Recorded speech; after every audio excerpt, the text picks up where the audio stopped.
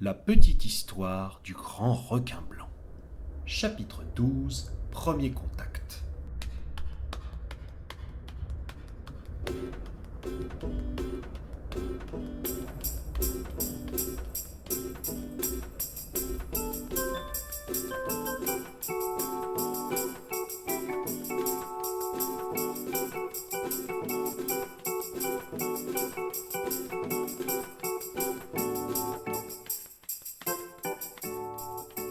Le dauphin, le requin et le rémora étaient en eau peu profonde, et ils se sentaient happés vers la surface par les grosses vagues qui roulaient vers la terre. Il était difficile de comprendre cette insistance que la mer avait à vouloir toujours envoyer ses vagues vers la terre, tels les soldats d'une immense armée d'invasion. Après tout, d'après ce que l'on savait, l'océan avait la plus grande part du gâteau, et il y avait peu d'endroits où ses enfants, les animaux marins, ne pouvaient aller. Pourquoi avait-on besoin d'acquérir de nouveaux territoires? Pourtant, cela faisait quelque temps maintenant que la mer gagnait du terrain sur la terre. Cela aurait pu être une bonne chose pour tous ceux qui y vivaient, mais en même temps, elle devenait plus chaude, elle sentait mauvais, surtout à l'approche des côtes, et devenait plus agressive, plus hargneuse. Elle lançait ses grosses vagues un peu partout à la surface, même lorsqu'il n'y avait pas de terre à conquérir. Pourquoi était-elle tant en colère? Cela avait-il quelque chose à voir avec les créatures de la surface? Bien, dit le dauphin. Si vous voulez rencontrer les créatures de la surface, vous allez être servi, car elles pullulent par ici, et elles adorent s'aventurer en mer, même si tes congénères ont parfois tendance à les en dissuader, n'est-ce pas le requin?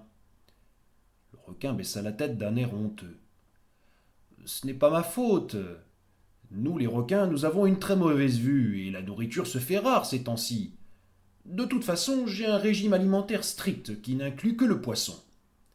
Et il ajouta en regardant le rémora, « Et pas n'importe lequel. »« Je te comprends, dit le dauphin.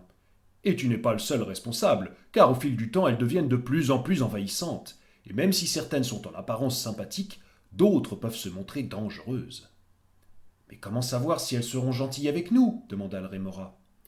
Étonnamment, c'est quand on se rapproche de leur territoire qu'elles sont le plus sympathiques. Moi, j'aime bien fréquenter celles qui se déplacent sur leurs espèces de grands poissons plats sur les vagues. Vous savez sauter hors de l'eau? Oui, répondit le requin.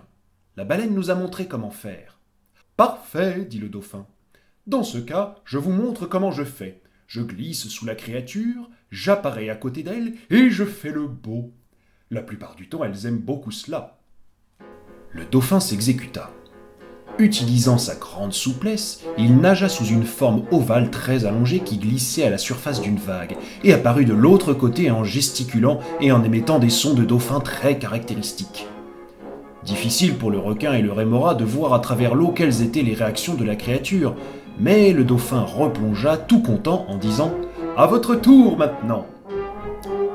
Puis, voyant le requin qui regardait les planches avec avidité, il dit « Bon, les surfeurs, ce n'est peut-être pas une bonne cible pour vous deux, mais je sais ce qu'il vous faut, suivez-moi. » Quelques milles nautiques plus loin, ils arrivèrent dans une zone calme, où se trouvaient de nombreuses formes flottant paresseusement à la surface de l'eau, dont la taille rappelait celle des baleines.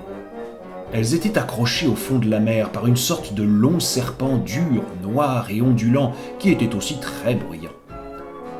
Le dauphin se plaça derrière l'une d'entre elles et dit « C'est ici que ça commence !» Le rémora demanda « Mais comment saurons-nous si elles apprécient notre présence ?» Ce à quoi le dauphin répondit « Si les formes restent en place et que les créatures de la surface commencent à entrer dans l'eau, c'est que vous aurez fait bonne impression. Maintenant, tout ce que vous avez à faire, c'est de sauter hors de l'eau et de leur faire votre plus beau sourire, et elles se chargeront du reste. » Timidement, le requin s'approcha de l'eau, inspira le mélange d'eau et d'oxygène dont il avait besoin pour rassembler son courage, regarda le rémora qui lui fit signe qu'il était prêt, et tous les deux sautèrent hors